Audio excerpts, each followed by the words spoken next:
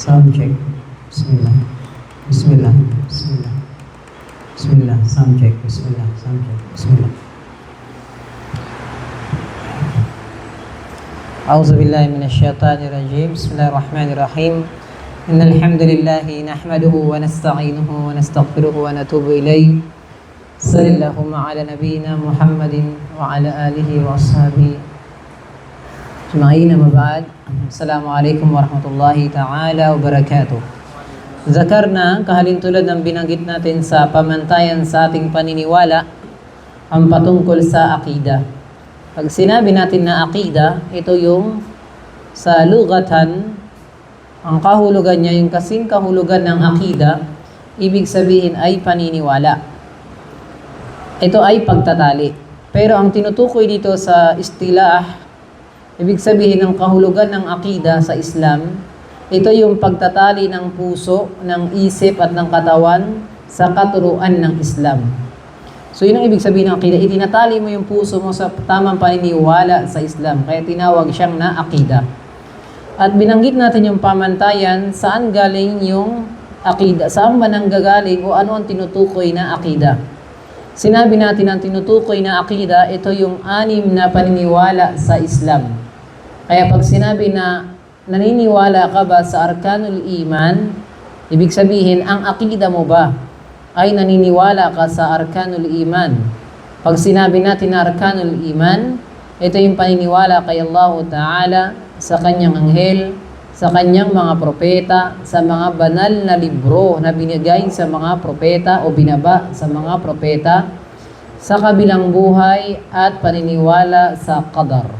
So yun ang ibig sabihin ng pagkakaroon ng akida o paniniwala sa arkanul iman.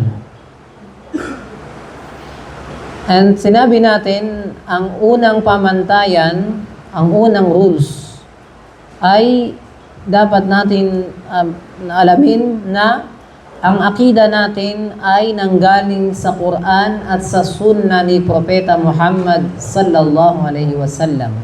Nanggaling sa Quran at sa Sunnah ni Propeta Muhammad sallallahu alaihi wasallam.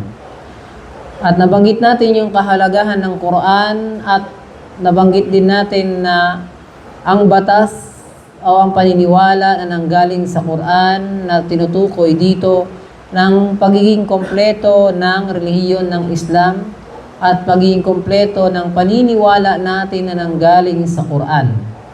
Matapos nito ay binanggit din natin yung kahalagahan ng sunnah. Ang sunnah ni Propeta Muhammad sallallahu alaihi wasallam. Pagkatapos noon ay binanggit natin na ang paniniwala natin sa ilmul ghaib. Ibig sabihin yung paniniwala na hindi natin nakikita. Pumapasok dito ang unang-unang pumapasok dito yung arkanul iman kasi hindi natin nakikita mga yan. Kaya ito yung tinatawag na ilmul ghaib. So ay ang pag-uunawa o pag-intindi natin sa ilmul ghaib ay dapat nakadepende kung paano naintindihan ng mga sahaba. Kung paano naintindihan ng mga sahaba. So hindi tayo pwede diretso sa Quran pati sa Sunnah na hindi tayo dumadaan sa mga sahaba. At binanggit natin bakit kailangan tayo dumaan sa kanila. Kasi sila ang malinis na puso at pinili ni Allah Ta'ala na makasama ng Rasulullah at sila yung naglipat ng Islam sa bawat henerasyon, sa susunod na henerasyon. Dahil yun doon. Tapos binanggit din natin ang number 3, number 1, Quran Sunnah, number 2, yung pagsunod sa pag-unawa ng mga sahaba. Number 3, ang sabi natin na la madkhala lil uqul fi masailil ghaibiyat, ay walang karapatan ang pag-iisip ng tao o yung utak ng tao na ipasok niya ang ilmul ghaib. Yung utak ng tao panghimasukan niyang ilmul ghaib. So ang trabaho lang ng pag-iisip ng tao ay unawain at intindihin ang revelasyon ng Quran at sa Sunnah, pero wala siyang karapatan manghimasok patungkol sa itsura ng ilmul ghaib. Patungkol sa itsura ng ilmul ghaib. Halimbawa, itatanong ang isang tao, ano bang itsura ng anghel? Nakakita ka na ba ng anghel, Malik? Di ba hindi pa? Wala pa nakita sa atin ng anghel. So yung mga bagay na yan, naniniwala tayo sa anghel na meron yan. Kasi sinabi ng Quran at sa Sunnah. Pero yung itsura, hindi mo pwedeng sabihin ganito o i-describe. Maliban kung anong sinabi ni Allah sa Quran. Halimbawa, anong sinabi ni Allah sa Quran? Ja'ilul malaikati rusulan uli ajnihatin masna wa thulatha wa ruba. May mga anghel sa kanila na dalawa ang pakpak. Masna wa sabi ng Allah, uli ajnihatin masna wasula sa waruba ba yun? Yung aya na yun. Basta mayroon sa kanila anghel na dalawa yung pakpak o mas marami pa. So, yun ang sinabi ng Quran. So, dapat maniwala tayo doon. So, yung itatanong natin anong itsura ng pakpak, yung talagang bibigyan mo ng itsura, hindi natin alam yun. Pero naniniwala tayo na may pakpak sila. Tama? Pero hindi natin alam kung anong itsura ng pakpak. So, ito ay walang karapatan yung utak ng tao na pumasok sa mga ganong mga bagay. Number 4, ay la ta'arud, walang kontradik o walang banggaan yung utak ng tao, pati yung ilmul ghaib, yung patungkol sa arkanul iman. Ito ay talagang tinatanggap ng utak ni Hamid, ang kabilang buhay. Hindi ba matanggap sa utak mo yung kabilang buhay, Hamid? Di ba? Tanggap mo naman, pero hindi mo alam anong mangyayari, anong itsura. Tama ba? Kaya sinasabi dito na la ta'arud, walang banggaan yung utak ng tao pati patungkol sa ilmul ghaib, patungkol sa akida, sa paniniwala. Tama? Tapos binanggit natin yung mga halimbawa, yung mga dalil na maaaring sumuporta sa itong paniniwala na ito. Tama? Tapos sumunod doon ang number 5. Sabi dito, al-ibadatu haqqun sirfun mahdun lillahi ta'ala. Sabi niya, ang ibada, pagsamba kay Allah Ta'ala, haqqun sirfun mahdun lillah. Ito ay karapat-dapat na nagtatangi lamang na ibigay kay Allah Ta'ala. Ano mang uri ng pagsamba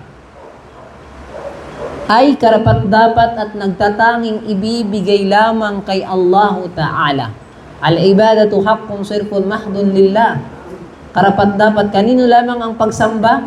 Kay Allah Ta'ala. At sabi dito, la tusraf lil malak al-muqarrab. Li malakin muqarrab, hindi ito pwedeng ibigay sa mga anghel na malapit kay Allah Ta'ala. Sino yung mga kilala natin na anghel sa Islam? Si Jibril alayhis salam, si Mikael, si Israfil, o sino man yung anghel, walang karapatan na ibigay sa kanila ang anumang uri ng pagsamba kahit malapit sila sa Allah Ta'ala. Kanino lang ang pagsamba? Kay Allah. Anong halimbawa ng pagsamba? Yung dua. Hihingi ka ng panalangin kay Allah Ta'ala lang. Hindi mo pwedeng ibigay sa anghel yan. Kahit sabi mo si Anghel Jibril pa malapit kay Allah Ta'ala. Si Propeta Muhammad, di ba, ay isang propeta ni Allah Ta'ala. Ay hindi ka pwedeng humingi ng tulong sa kanya. Pumunta ka sa libingan niya, pahingi ako ng tulong, kailangan ko may sakit yung nanay ko, wala akong trabaho. Hindi pwede. Kasi ang ibada, ang pagsamba, ay kay Allah Ta'ala lamang. At ang paghingi ng tulong ay isang uri ng pagsamba. Tama? At ito ang pinakapunto ni Allah Ta'ala. Bakit siya nagpadala ng propeta? Ang pinakapunto doon ay para ituro ng mga propeta sa buong sangkatauhan, para ituro ng mga propeta sa lahat ng sangkatauhan na dapat ang sasambahin mo ay si Allah Ta'ala lamang. Kaya sabi ni Allah Ta'ala, وَلَقَدْ بَأَثْنَا فِي كُلِّ أُمَّةٍ رَسُولًا. Katotohanan, kami ay nagpadala sa bawat nasyon ng mga propeta. Nagpadala kami sa bawat nasyon. Hindi natin alam, baka may propeta dati sa China. Di ba? Hindi natin alam, baka may propeta dati sa Africa, sa Amerika. Hindi natin alam. Pero sinabi ng Quran, ang bawat nasyon pinadalhan namin ng propeta. At alam nyo ang pinakadahilan, anibudullah. Para ituro sa mga tao na dapat sasambahin lamang nila sino? Si Allah Ta'ala. Hingi sila ng tulong kay Allah. Magsujud kay Allah. Magsala kay Allah. Magfasting kay Allah. Maghajj kay Allah. Magsadaka kay Allah. Anibudullah. Ay dapat lahat yan ang pagsamba nila iaalay lamang nila kay Allah Ta'ala. At sabi, wajtanibut tagut. At layuan nila, lumayo sila sa pagsamba sa mga tagut. Ang ibig sabihin ng tagut, Saifuddin, ito yung pagsamba na yung sinasamba maliban kay Allah. Yung rebulto, yung santo, mga tagut ang tawag dyan. So yun ang pinakapunot dulo kung bakit pinadala ni Allah Ta'ala mga propeta. Ano yun? Para malaman at ituro sa sangkatauhan na ang karapat-dapat na sambahin lamang si Allah Ta'ala. Kaya nga sabi rin ni Allah Ta'ala, وَمَا خَلَقْتُ الْجِنَّ وَالْإِنسِ Hindi ko nilikha ang mga jin. Pati mga jin. Inutusan ni Allah Ta'ala yan na dapat sambahin lamang nila si Allah. Pati yung mga syaitan. Wala yan silang karapatan na sabihin nila sambahin mo ako. Wala. Kahit si Iblis pa yan. Ipinag-utos lahat sa mga jin, pati mga tao na ano yun? وَمَا خَلَقْتُ الْجِنَّ وَالْإِنسَانَ إِلَّا لِيَعْبُدُونَ Ay hindi ko nilikha, sabi ni Allah, ang mga jin, pati mga tao, maliban ang pinakadahilan, liya'budun. Upang sila ay sumamba. Ang tinutukoy sa tafsir ni Abdullah ibn Abbas, ang liya'budun, sambahin ay dapat ipag-aalayan nila ng pagsamba ay si Allah Ta'ala lamang, liya'wahidun. At sabi din Allah Ta'ala, tinawag niya lahat ng buong tao sa buong sangkatauhan sa Quran. Sabi ni Allah Ta'ala, Ya ayyuhan nas, o kayong mga tao sa buong mundo. Hindi lang yung Muslim, pati hindi Muslim tinawag ni Allah Ta'ala para malaman ng buong sangkatauhan na ang kanilang pagsamba ay dapat nagtatangi lamang kay Allah Ta'ala. Sabi ni Allah Ta'ala, Ya ayyuhan nas, u'budu rabbakum. Sambahin ninyo ang Panginoon ninyo, alladhi khalaqakum, na siya'y ang lumikha sa inyo. Bakit sinabi dito sa aya na sambahin ninyo na siya'y lumikha sa inyo? Bakit? Kasi ang totoong Panginoon na karapat dapat sambahin, siya yung Panginoon na lumikha. Tama? Kasi kaya nga sabi na, sambahin ninyo, lumikha sa inyo. Kasi kapag maintindihan sana ng tao, kaya nga sabi nito, lahat kayong mga tao, ya ayyuhan nas, lahat o kayong mga tao. Bakit hindi niya sinabi Muslim lang? Bakit pati ang Kristiyano, Hudyo, lahat tinawag niya dito? Parang sinasabi ni Allah Ta'ala, intindihin nyo sa utak ninyo. Bakit nyo sasambahin yung isang rebulto na hindi kayang lumikha, hindi gumagalaw? Tama? Kaya sabi niya dito, u'budu, sambahin nyo, Rabbaku, yung Panginoon ninyo. Tapos sabi niya, alladhi khalaqakum, yung kaya lumikha sa inyo. Para maintindihan ng isang tao na hindi pwedeng sambahin yung isang rebulto, isang santo na hindi kayang gumalaw. Kung hindi kayang makinig, hindi kayang magsalita, paano pa kaya kung lumikha? Tama? Alladhi khalaqakum, walladhina min qablikum. At yung mga taong nasyon na mga nauna, ay siya rin yung lumikha si Allah. La'allakum tattaqun, at magiging dahilan ito upang kayo ay magkaroon ng pagkatakot kay Allah Ta'ala. Kasi kapag nag-isip ka, bakit pala sasambahin ng tao yung isang rebulto, yung isang santo, isang imahe, na hindi kayang magsalita, hindi kayang makinig, at hindi kayang gumalaw? Di ba? Paano kaya, kung hindi kaya magsalita, kaya pa kaya niya lumikha? Mas lalong hindi niya kaya. Tama? Kaya sabi ni Allah Ta'ala, u'budu rabbakum, sambahin niyo yung Panginoon ninyo, alladhi khalaqakum, yung lumikha sa inyo. Doon pa lang sa paglikha, hinamon na ni Allah Ta'ala yung mga Diyos-Diyosan. Hindi kayang lumikha. Tama? At sabi rin ni Allah Ta'ala, وَمَا أَرْسَلْنَا مِنْ قَبَلِكَ مِنْ رَسُولٍ إِلَّا نُوحِي إِلَيْهِ أَنَّهُ لَا إِلَهَ إِلَّا أَنَا فَاعْبُدُونِ. Sabi ng Allah Ta'ala, وَمَا أَرْسَلْنَا مِنْ قَبْلِكَ مِنْ رَسُولٍ, at hindi kami nagpadala sa mga naunang propeta sa iyo, Muhammad. Kasi may mga naunang propeta kay Muhammad, di ba? May mga naunang propeta, si Ibrahim, si Musa, si Isa, si Sulaiman, si Daud. Ang lahat ng mga dahilan kung ba't sila pinadala ay illa nuhi ilayh. Maliban na lamang ay binigay sa kanilang revelasyon at sa iyo, O Muhammad, annahu la ilaha illa, na dapat ang tinuro namin sa kanila na dapat ituro nila sa buong sangkatauhan, la ilaha illa ana, nang walang Panginoon na dapat sambahin maliban na lamang ako, sabi ng Allah Ta'ala, fa'budun, na dapat ninyong sambahin. So nangangahulugan na ang pagsamba ay dapat nagtatangi lamang kay Allah Subhanahu wa Ta'ala. La tusraf, hindi dapat binibigay sa mga anghel, sa mga propeta, kahit mabuting tao pa. Kahit nakalibing dyan, mabuting tao, hindi ka pwede lumapit dyan, hihingi ka ng tulong sa kanya. Ipinagbabawal yun kasi ang dua, ang paghingi ng tulong ay dapat kay Allah Ta'ala lamang. Lalo ang tinutukoy ng paghingi ng tulong sa mga bagay ng walang kakayanan, ha?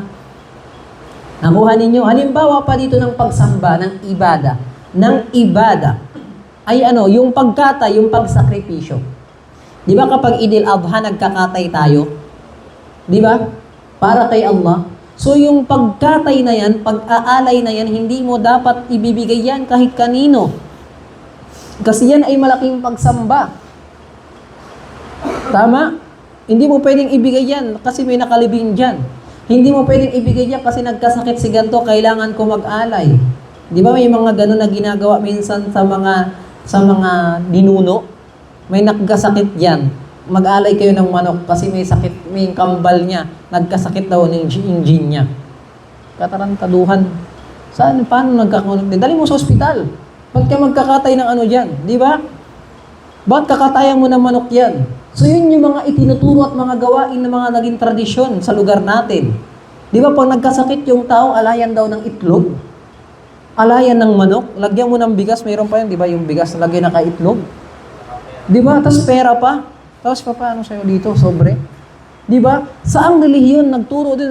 Samantalang ang pagkatay ay para kay Allah Ta'ala. Sabi ng Allah Ta'ala, Qul inna salati wa nusuki. Yung sala ko at yung pag-aalay ko, wa mahyaya wa mamati, yung buhay ko, ultimo yung pati pagkamatay ko, lillahi rabbil alamin, para kay Allah Ta'ala lamang. Di ba meron yan? Ang tinatawag nila na umbo, pati ampan, pati pa yung tulak bala. Di ba? Uso yan sa lugar natin eh. Na yun, ang bagay na yun ay shirk yun. Ang ginagawa mo, yung pagsamba mo, binibigay mo doon sa ginagawa mo. Naniniwala ka nagtutulak ng swerte na dapat kay Allah lamang. Naniniwala ka na kinatayan mo to, makapagbigay sa iyo ng swerte na dapat kay Allah Ta'ala lamang. Nang wala namang may kakayanan nun, maliban lamang si Allah Ta'ala. Halimbawa pa dito yung dua, yung paghingi ng tulong, nang walang may kakayanan maliban si Allah Ta'ala. Walang may kakayanan, humingi ka ng tulong, bawa yung tao patay na, pupunta ka sa libingan, kasi iyak ka doon. Sige na, ihiling mo kay Allah Ta'ala. Ang pangasawa ko siya, di na ako makatulog sa gabi eh. Lagi ko siya iniisip eh. Di ba, Shimar? Sige na, ito, maglagay pa siya ng sulat, lalagay sa libingan. Kaya wa'akhtar al-lala shirk, ang pinakadelikado na shirk ng pagsamba, maliban kay Allah, fa-shirkul kubur. Ito yung shirk sa libingan. Nakuha ninyo? Ganun kasi ang tao, gagawin niya, punta ng libingan, una, maglalagay siya ng semento, hollow block sa gilid. Pag namatay na yung susunod na yung generasyon na to, yung susunod na mga tao, nakita niya may hollow block, gagawa niya, lalagyan niya ng gate. Pag namatay na to, susunod na mga tao, lalagyan niya ng bahay na. Hanggang pagdating sa bahay, lagyan niya ng rebulto yung libingan. Pag susunod na generasyon, gagawin na to, sa sambay, gagawin masjid. Kasi mabuting tao rin yung nakalibing. Ganun ang nangyari. Di ba? Punta kayo ng Taguig. Di ba? Halos lahat ng libingan doon, kahit puro bahay, kala mo palasyo. Kaya ipinagbawal sa tao na yung libingan, bawal mo pagandahin yan. Kasi magiging dahilan na yung mga tao, pag nakita niya yung paganda ng paganda yung libingan, susunod na henerasyon niya, gagawin nila dyan. Diyan na sila magsasala. Kasi mabuting tao yung nakalibing. Matutulong sa amin kay Allah. Yung dua namin, baka sagutin, baka siya yung magdala nun. Di ba? Shirk. Yan yung naging dahilan yung mga tao na hulog sila sa pagsamba maliban kay Allah subhanahu wa ta'ala. Nakuha ninyo? So dito, ang pinakapunto ay na ang pagsamba ay nagtatanging kay Allah Ta'ala lamang. Tama? So next, number na? Number 6 na ba? Sa ipon din, number na? Ikaw hanggang ngayon, di ka nagsusulat. Sa klase, di ka rin nagsusulat. Number 6 na ba? Number 6, kullur rusul, lahat ng mga propeta, tandaan ninyo, merong tauhid na tinatawag na tauhid na rububiyya. Ibig sabihin ng tauhid, ano ulit? Ito yung akida natin kay Allah Ta'ala. Di ba? Sabi natin ang akida, ito yung arkanul iman. Tama? At ang paniniwala sa kaisan ni Allah Ta'ala tinatawag na tauhid. So, ang akida natin, patungkol kay Allah, itinatawag na tauhid. Yung akida natin sa tauhid. Nakuha ninyo? Di ba ang arkanul iman, 6? Sa Allah, sa anghel, sa propeta, sa libro, sa kabilang buhay, sa qadar. At ang tawag sa paniniwala kay Allah Ta'ala, na paniniwala sa Kanya, tinatawag na tauhid. Di ba? So parang sinasabing ang akida natin sa tauhid. Ang paniniwala natin sa tauhid kay Allah Ta'ala. Okay. Para maintindihan ninyo ang ibig sabihin ng tauhid. Ang tauhid, ang synonyms niya, ibig sabihin ng synonyms, kasing kahulugan, ay yung isa, ginawa mong isa. Tama? Yun ang ibig sabihin ng Tagalog ng tauhid. So pag sinabi natin tauhid sa Islam, ang tinutukoy dito, kaisahan ni Allah sa kanyang pagiging Panginoon at Diyos. Nakuha ninyo? Panginoon at Diyos. Anong pinagkaiba, Arsam, ng Panginoon at Diyos? Nakuha mo na yan, di ba? Anong pinagkaiba ng pagiging Panginoon at Diyos? Sino nakakalam? Anong pinagkaiba ng Panginoon sa Diyos? Ay, ang ibig sabihin ng tauhid, ang paniniwala sa kaisahan ni Allah na siya lamang ang nag-iisang Panginoon at siya lamang nagtatangi ng pagiging Diyos, nag-iisang Diyos. At meron siyang magandang pangalan at katangian. Yun ang ibig sabihin ng tauhid. So parang sinasabi, ano ang paniniwala mo sa tauhid? O ano ang akida mo sa tauhid? Ang paniniwala natin sa tauhid ay nag-iisa si Allah sa kanyang Panginoon, sa kanyang pagka-Diyos, meron siyang magandang pangalan at meron magandang katangian. Panginoon, Diyos, pangalan, katangian. Nakuha ninyo? Yun ang ibig sabihin ng tauhid. Kapag sinabi na, naniniwala ka ba sa tauhid? Ibig sabihin, naniniwala ka ba na si Allah ay nag-iisa bilang Panginoon, Diyos, may magandang pangalan at magandang katangian? Naniniwala tayo. So yun ang ibig sabihin ng tauhid, Shimar. Kapag sinabi, may tauhid ka ba, Shimar? Ibig sabihin, ang unang dapat pumasok sa utak mo ay naniniwala ka na si Allah ang Panginoon, siya ang Diyos, may magandang pangalan, may magandang katangian. Pangalan at katangian. Yun ang ibig sabihin ng tauhid. Tama? Okay. Tandaan ninyo, lahat ng relihiyon ay naniniwala sa tauhid na si Allah ang Panginoon. Lahat ng relihiyon. Naniniwala ba kayo doon? Ng lahat ng tao naniniwala na si Allah ang Panginoon? Naniniwala ba kayo doon? Dapat lang kayo maniwala. Nakuha ninyo? Si Allah, ulitin ko, lahat ng relihiyon naniniwala na si Allah Ta'ala ang Panginoon.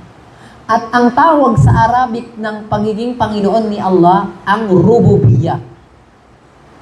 Ang ibig sabihin ng Panginoon sa Arabic ay rububiyya.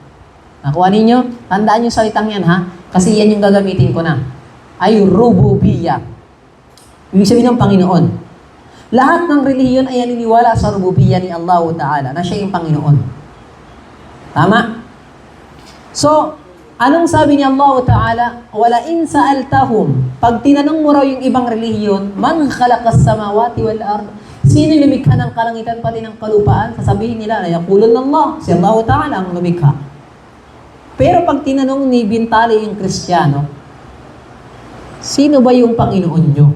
Bintali, anong sabi ng Kristiyano? Sino Panginoon nila? Jesus? Dapat nyo malaman yung pinagkaiba ng salitang Panginoon pati Diyos. Alam niyo ba pinagkaiba nun? Dapat nyo malaman yan. Okay, ganito ang pinagkaiba niyan. Ang Panginoon sa Arabic ang rububiyya. Ang ibig sabihin ng Panginoon o rububiyya, ito yung tauhidullahi bi'af'ali. Ito yung naniniwala ka na si Allah ay nag-iisang Panginoon sa kanyang mga gawain. Gawain ni Allah. So bilang Panginoon siya, ano ang gawain ng Panginoon? Di ba lumilikha? Ang Panginoon, di ba lumilikha? Tama? Ano pang gawain ng Panginoon? Nagbibigay ng biyaya sa atin. Tama? Ano pa? Siya yung hari ng lahat. Panginoon siya eh. Siya rin yung nagbigay ng buhay, ng kamatayan. Lahat ng gawain. Ang tawag dito ay Panginoon o rububiyya sa Arabic. Nakuha ninyo? Tama? So, lahat ng relihiyon ay naniniwala na si Allah Ta'ala ang Panginoon o nasa Kanya ang rububiyya. Nakuha ninyo? Punta tayo sa ikalawa sa tinatawag na tinatawag na Diyos. Ang ibig sabihin ng Diyos sa Arabic ay uluhiyya. Enter you ha, okay mga malilito. You, uluhiyya. Yung una, rububiyya. Ang ibig sabihin ng pagka-Diyos dito, ng ibig sabihin ng tauhid ng uluhiyya, ay siya yung sinasamba. Siya yung sinasamba, karapat-dapat na sambahin. Nakuha ninyo? Okay. Halimbawa ng ginagawa natin ng pagsamba. Anong halimbawa, Bintali? Di ba sinasamba mo si Allah? Anong halimbawa ang ginagawa mo ng pagsamba kay Allah? Ay, si Bintali. Yung sala. Di ba? Ano pa, Bintali? Mag-fasting ka.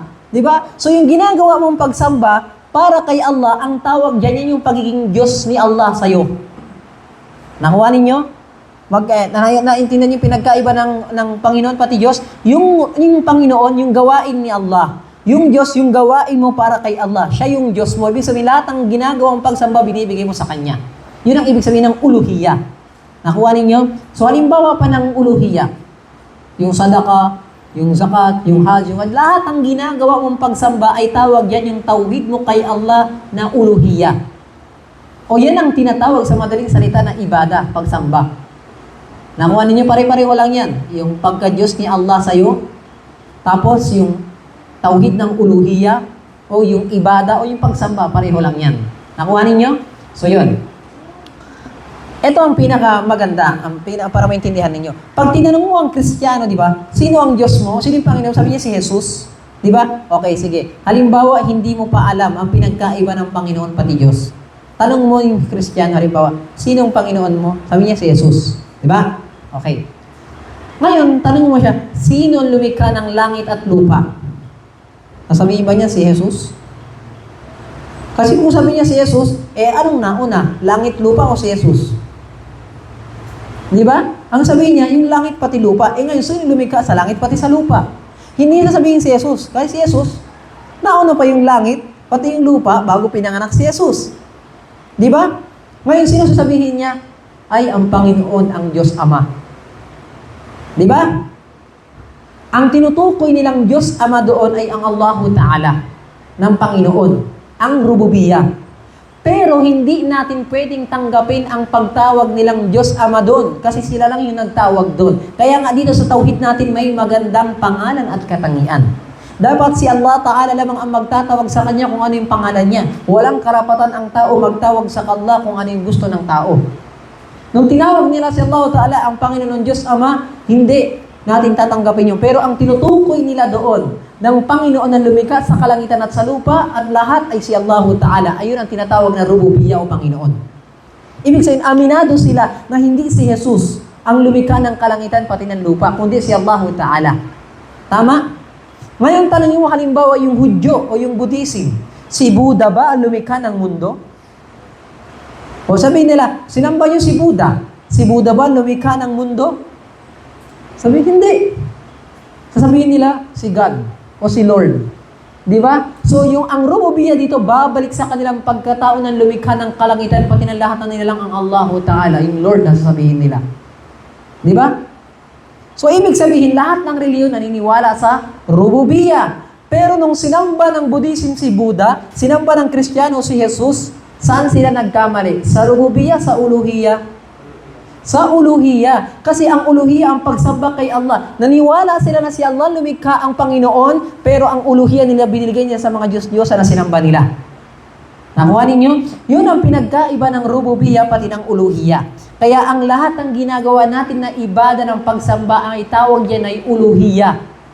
Para kay Allah Ta'ala. Sinasama mo si Allah Ta'ala, tauhid ng uluhiyya yan. At ang paniniwala mo na siya ang lumikha sa'yo, siya lumikha ng kalangitan, ng lupa, siya nagbigay ng biyaya, siya ang kariyan, siya nakakalat, ang tawag yung tauhid ng rububiyya. Rububiyya, ng Panginoon, ng pagiging Panginoon ni Allah Ta'ala. Nakuha ninyo? Ito ngayon, ang pinakapunto na number 6, di ba?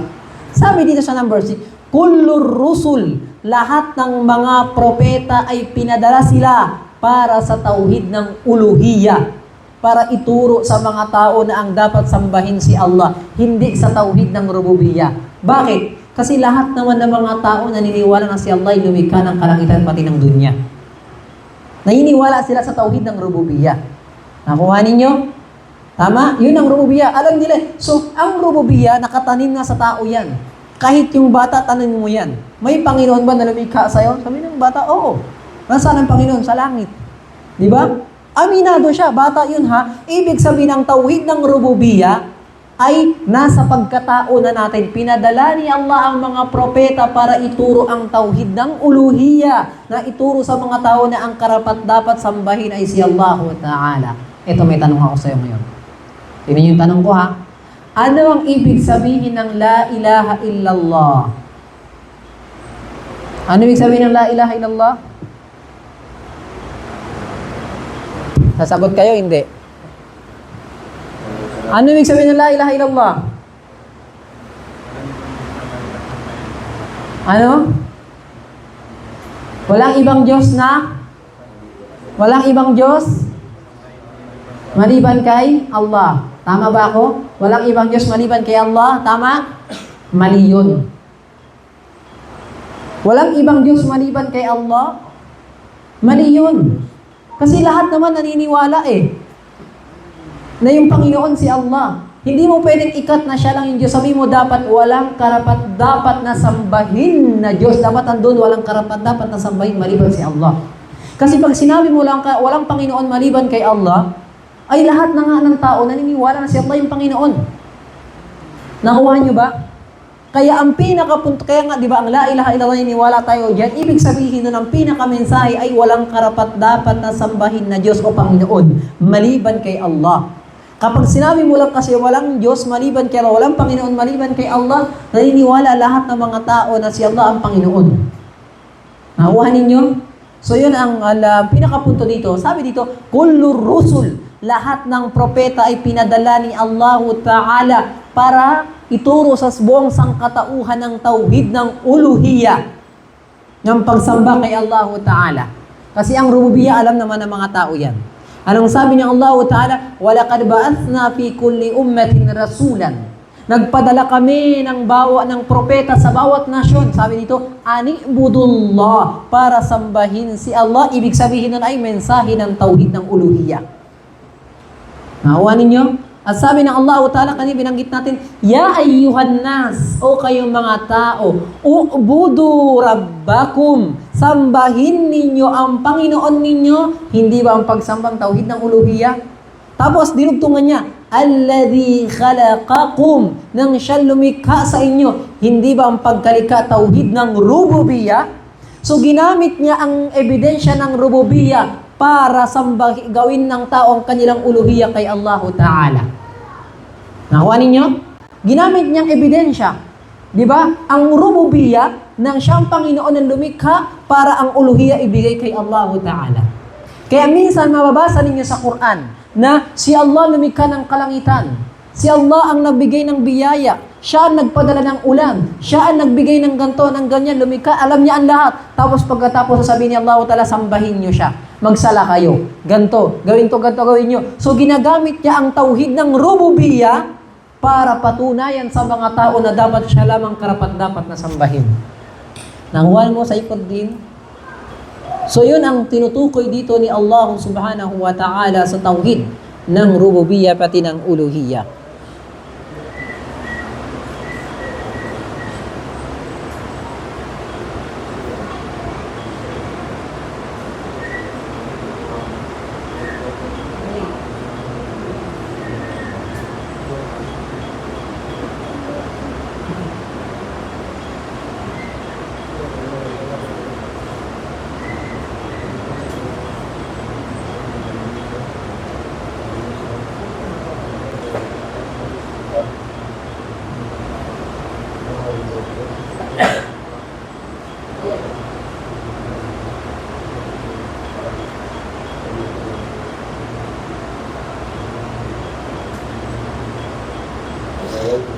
Ano number na? Number 7. Tandaan ninyo ang tauhid ng paniniwala natin kay Allah Ta'ala, ito yung paniniwala na si Allah yung Panginoon, Diyos, may pangalan, may katangian. Tandaan nyo yung tauhid na yan. Tandaan ninyo ay ito yung paniniwala natin sa kaisahan ni Allah Ta'ala. At ang tawag sa kamalian na sasamba ka maliban kay Allah ay tinatawag na shirk. Kukuha ka ng Panginoon maliban kay Allah. Tama? Tinatawag na shirk. Nakuha ninyo? Ngayon, paano natin malalaman ng shirk?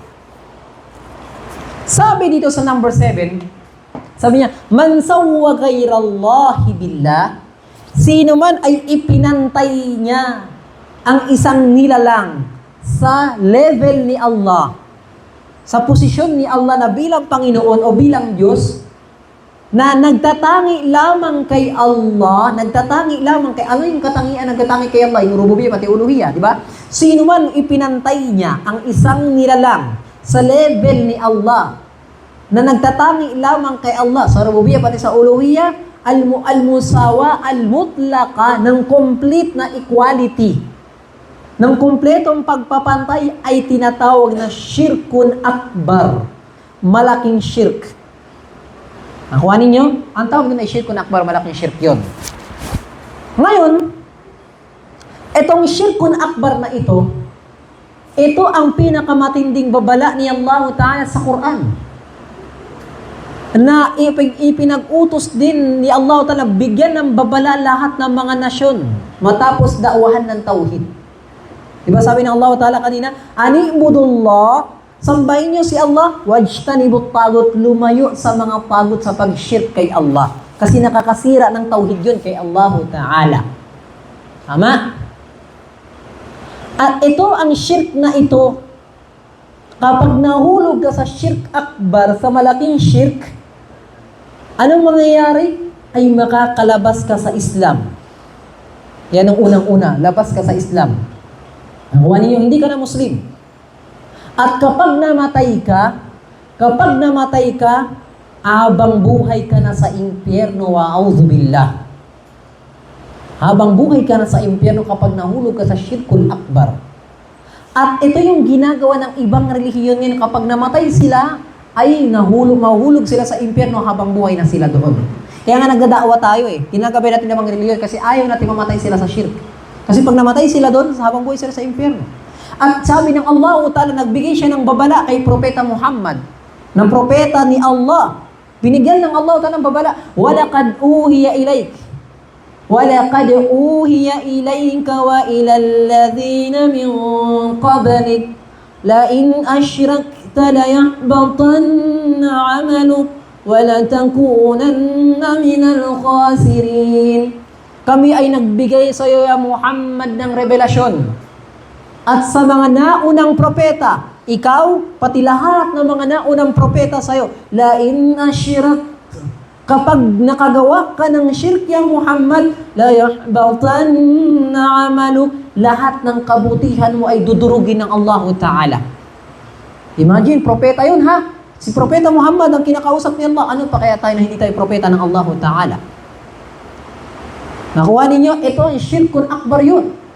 At sabi ng Allah Ta'ala, innahu man yushrik billah, waqad harrama Allahu alayhi al-jannah. Sino man sa inyo gagawa ng shirk kay Allah Ta'ala, iharam ng Allah Ta'ala yung paraiso sa kanya sa kabilang buhay.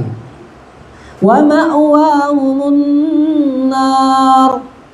At ang mananatili kayo, magiging tirahan ninyo sa kabilang buhay, ang impyerno, ang jahannam ng Allah Ta'ala. وَمَا لِلظَّالِمِينَ مِنْ أَنصَارٍ. Nakuha ninyo? So, ibig sabihin, ang pinakamatinding babala ni Allah Ta'ala sa buong mga propeta at buong sangkatauhan, ang magsamba maliban kay Allah Subhanahu wa Ta'ala. At ang shirk na ito, ito yung isang nilalang na itataas mo siya sa level lang pagiging nagtatangi lamang kay Allah, Panginoon, o sa pagsamba sa Kanya, sa rububiyya o sa uluhiyya. Kaya nga, ito yung naging dahilan ng hindi Muslim sa kabilang buhay. Nung ipapasok sila sa impyerno ng Allah Ta'ala, anong sabi nila? Tallahi in kunna lafi dalalin mubin. Sumpaman kay Allah Ta'ala ang pinakapunot doon ng aming pagkaligaw nung nasa mundo, إِذْ نُسَوِّيكُمْ بِرَبِّ الْعَالَمِينَ ay hinalintulad namin kayo, kayong mga nilalang, sa level ng pag ni Allah Ta'ala. Yung nilalang, inakyat mo sa level ni Allah Ta'ala. Ibig sabihin nun, nagsujud ka dito, kahalintulad ang pagsujud mo kay Allah. Nagdua ka dito, kahalintulad ang pagdua mo kay Allah. Nagruko ka dito, kahalintulad ang pagruko mo kay Allah. So, inangat mo itong nilalang sa level ni Allah Ta'ala, kaya tinawag siyang shirk. Nag-fasting ka dito, kahalintulad ng pag-fasting mo kay Allah. Nagkatay, nagsakripisyo ka dito, kahalintulad ng pagsakripisyo mo kay Allah Ta'ala. Kaya sabi, إِذْ نُسَوِّيكُمْ بِرَبِّ الْعَالَمِينَ ay hinalintulad namin kayo, pinantay namin kayo sa Panginoon ng sanlibutan kay Allah Ta'ala. Yun ang pinakapunot dahilan ng pagkaligaw nila sa mundo. At ang tinutukoy doon ang pag-shirk nila kay Allah Ta'ala. At sabi ni Allah Ta'ala, فَلَا تَجْعَلُوا لِلَّهِ أَنْدَادًا at huwag na huwag kayong gagawa ng Panginoon ng maliban kay Allah o kukuha ng Panginoon. Sasambahin niyo yun. Nakuha ninyo? Yan ang tinutukoy ni Allah subhanahu wa ta'ala.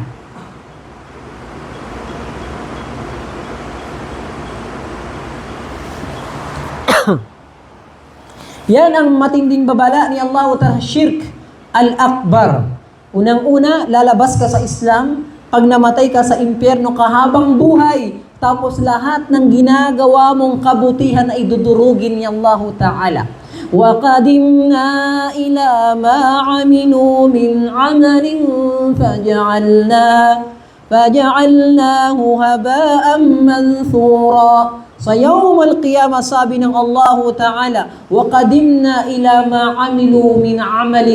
At darating kami sa Yawm al-Qiyamah, nandyan yung listahan ng kabutihan ninyo, فَجَعَلْنَاهُ هَبَاءً مَنْثُورًا. Gagawin namin alikabok yan ng walang halaga, ng walang timbangan, at dudurugin namin lahat ng kabutihan ninyo. Kaya nga ang hindi Muslim, di ba? Kahit mabuti sila sa magulang nila, nagbibigay sila ng sadaka, nagpapakain sila, sa tingin ninyo ba tatanggapin ni Allah Ta'ala? Hindi, kasi nag-shirk sila kay Allah Ta'ala. Kaya yun ang tinutukoy natin, na ang Islam ay kondisyon para tanggapin ni Allah Ta'ala ang isang uri ng ibada. Di ba? Kabilang sa klase na tinukoy natin yun, yung Islam kondisyon para tanggapin yung ibada. Kasi hindi sila Muslim. Kasi nag-shirk sila kay Allah Ta'ala. Kaya hindi tatanggapin ni Allah Ta'ala ang kabutihan na ginagawa nila. Kahit maging mabuti pa sila. At kahit gumawa sila ng kabutihan, kaya sabi natin, kahit mag-fasting pa sila, hindi pa rin tatanggapin ni Allah Ta'ala. Anong dahilan? Lifawati syartin.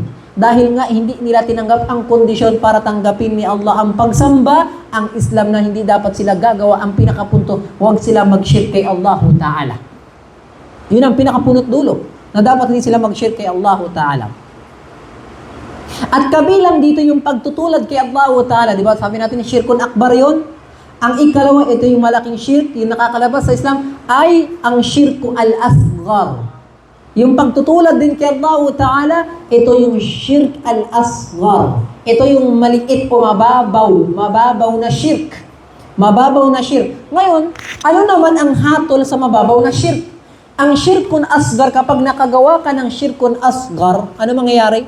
Ay, ang kabutihan mo, yung ginagawa mong mabuti, yun yung dudurugin ni Allah. Yung kabutihan mo lang. Ang shirkun akbar, lahat ng kabutihan dudurugin ni Allah Ta'ala. Wala kang halaga. Pero yung shirkun asghar, halimbawa, nag-fasting si Palle. Pero yung pag-fasting lang pala niya, para sabihin ng mga tao na, Masya Allah, mabuting tao. So yun, dun sa kabutihan, yun lang yung dudurugin ni Allah, yung pag-fasting niya sa araw na yun. So hindi natanggapin ni Allah Ta'ala. Kasi hinaluan mo ng pakitang tao eh. Nakuha ninyo? Halimbawa, si Saifuddin pumunta dito para makinig. Masya Allah, Ustad, Masya Allah, para purin siya ng chicks niya. Di ba? O bebe ko, punta ka doon para ganto-ganto, ganun lang. Di ba? So mangyari, ginawa pala niya yun sa puso niya para lang purihin siya. So yung ginawa niya yung syirkun asgar yun. So yung mabuti na, may imbis na lahat tayo dito may kabutihan, makukuha kay Allah Ta'ala, siya, wala. Napagod na kasalanan lang inakuha niya, syirkun asgar. Pero Muslim pa rin siya, makakapasok sa impyerno, mapaparusahan, depende sa krimen na kanyang nagawa, tapos makakalabas din siya. Kahalin tulad ng nagnakaw, habang buhay ba sa kulungan? Di ba? Ikukulong lang siya, depende sa panahon ng halaga ng kanyang ninakaw. Ganun din ang syirkun asgar. Nakuha ninyo?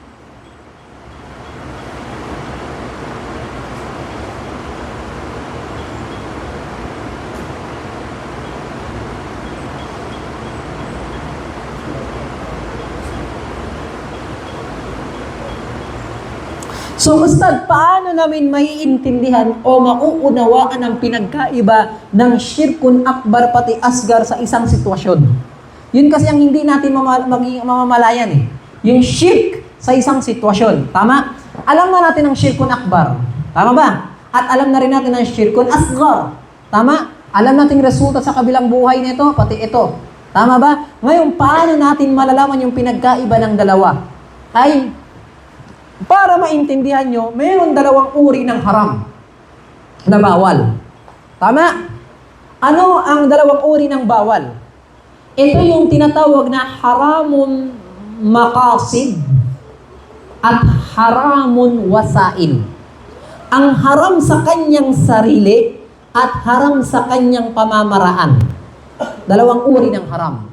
So para maintindihan mo yan, Sam, halimbawa yung baboy, di ba haram? Ba't ka humingiti? Kumakain ka ba? Di ba yung baboy haram? Yung pagiging haram ng baboy, haram ba siya sa kanyang sarili o haram sa kanyang pamamaraan? Ito haram sa kanyang sarili. Ngayon, magbenta ako ng baboy pero hindi ako kakain. Haram ba yung kikitain ko o hindi? Haram. Kasi ang haram ang baboy sa kanyang sarili at ginagawa ko haram na pamamaraan. So, lahat ng mga haram sa kanyang sarili na ipinagbawal ng Allah, lahat ng haram na pamamaraan magiging haram din. Nakuha ninyo? Halimbawa, ang alak ay bawal inumin. Ustad, hindi naman ako umiinom. Nagtitinda lang ako. Sa tingin ninyo, pwede? Bawal. Kasi yung alak haram sa kanyang sarili, at lahat ng pamamaraan sa transaksyon sa alak ay magiging haram na. Kasi ang haram na yun, haram sa kanyang pamamaraan. Yung cellphone na bibilihin ni Hamid galing sa nakaw, haram ba yun o hindi? Ustad, binili ko lang naman to. Kasi ginagamit ko yung cellphone, pwede naman, di ba? Haram o hindi? Haram.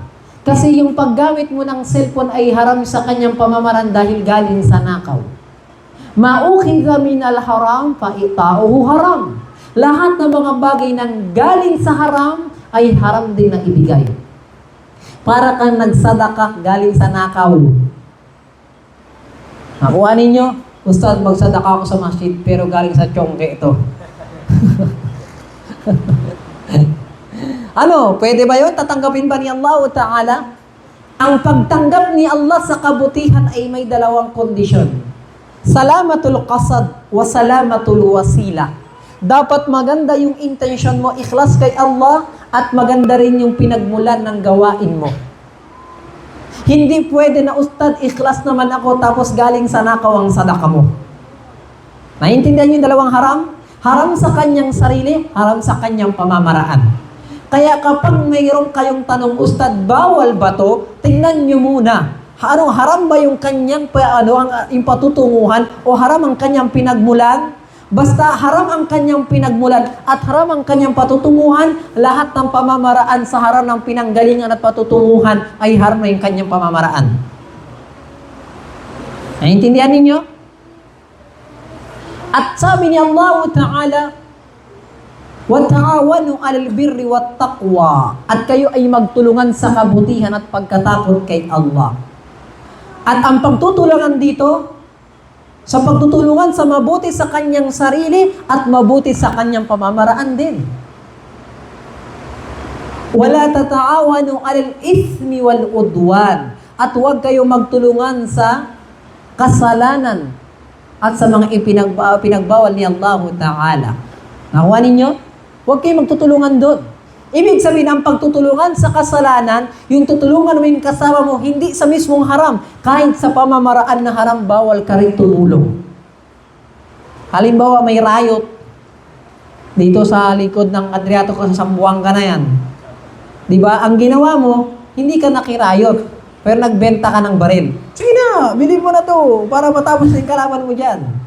Diba? Hindi ka tumulong sa mismong haram, pero tumulong ka sa pamamaraan ng haram. Ay bawal din yun. Nakuha ninyo? Okay, anong connection niya sa shirk? Ang shirkun akbar, siya yung shirk sa kanyang sarili. At ang shirkun asgar, siya yung shirk sa mga pamamaraan.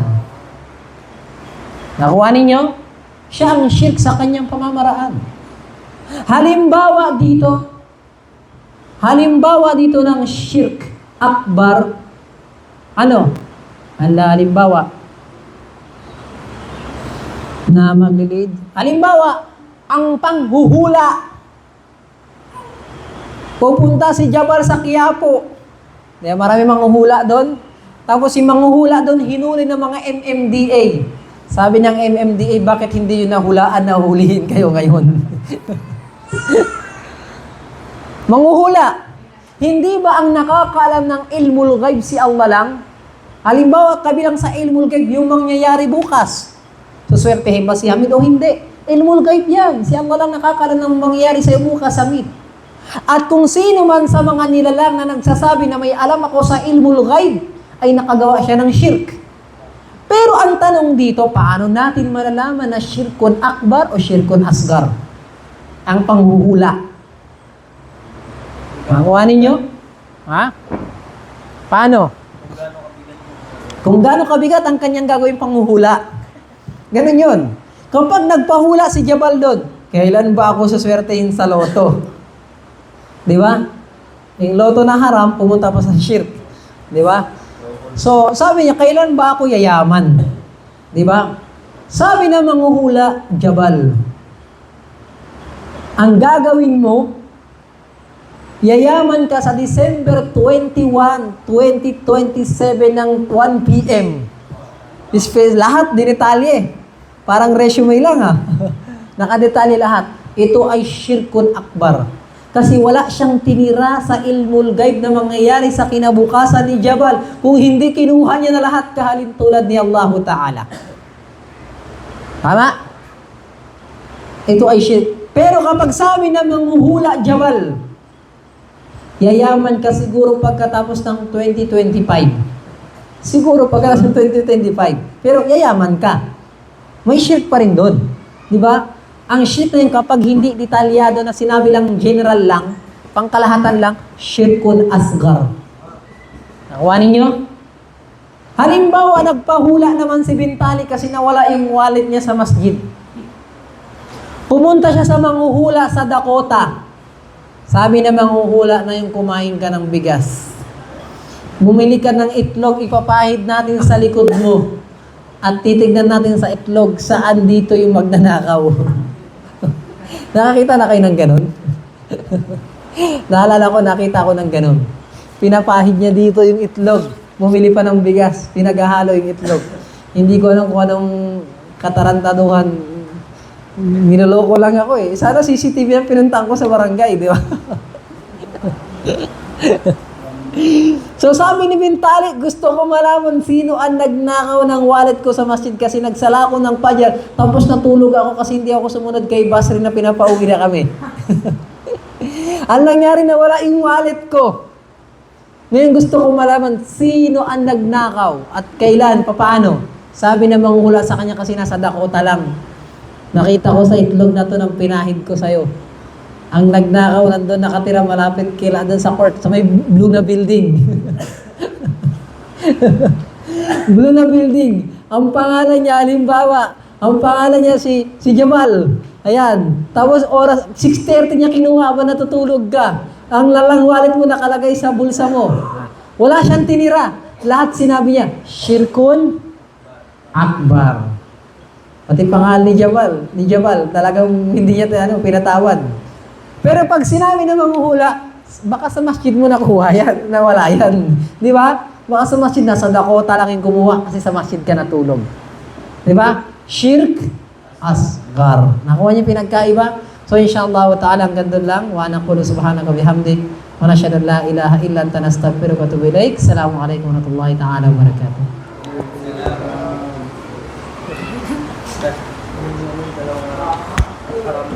Haram na wasail pati makasid.